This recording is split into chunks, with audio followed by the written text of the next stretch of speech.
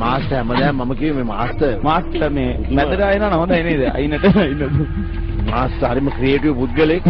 මේ දරුවාට එක දවසක් මතකයි අභාග්‍ය සම්පන්න අවස්ථාවක් උදා වුණ වෙලේ බේරගත්ත විදිය. ඉතින් හරිම ක්‍රියේටිව් මාස්ටර් හරි ඇප්‍රීෂিয়েට් කරනවා වගේ ටැලන්ට් එක දරුවන්ට කරන මේ සේවය දිගට මේ කරගන්න තව දරුවෝ මේ වගේ බිහි කරන්න ඒක ඉස්සරහට අපේ කලා ක්ෂේත්‍රයට ලොකු වාසනාවක් වෙයි. අද දවසේ නර්තනය සාර්ථකයි.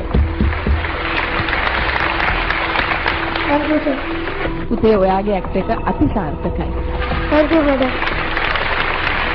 මේ එක ඉල්ලීමක් තියෙනවා. අර මේ පියාගේ උඩට පැන්නේ අන්න ඒක පොඩ්ඩක් කරලා දෙන්න.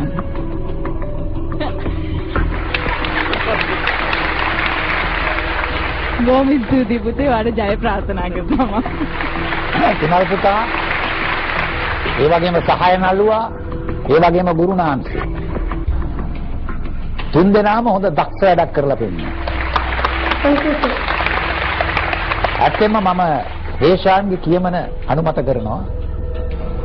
මොකද අපේ සම්ප්‍රදාය, අපේ සංස්කෘතිය අනුව අද හුඟක් පොඩි ළමයින්ව එන්කරේජ් කරන්නේ සමහර දෙමව්පියෝ හින්දි, පොප් ඔය වගේ දේවල් වලින්. එවැනි අවධියක මෙවැනි දෙයක් කිරීම ගැන මම හුඟක්ම සන්තෝෂ වෙනවා. ගුරුනාන්සේට ස්තුතිවන්ත වෙනවා. ඒ වගේම විකට අධ්‍යක්ෂකවරයෙක්ව hina ගන්නවා කියන එක ලේසි නෑ. නමුත් මම මුලින් ඉඳලා අගටම මේ hina වුණා. ඒ වගේම කවදා හරි මේ රංජන් මාමට කියලා hinaව ධම්මනවා මම.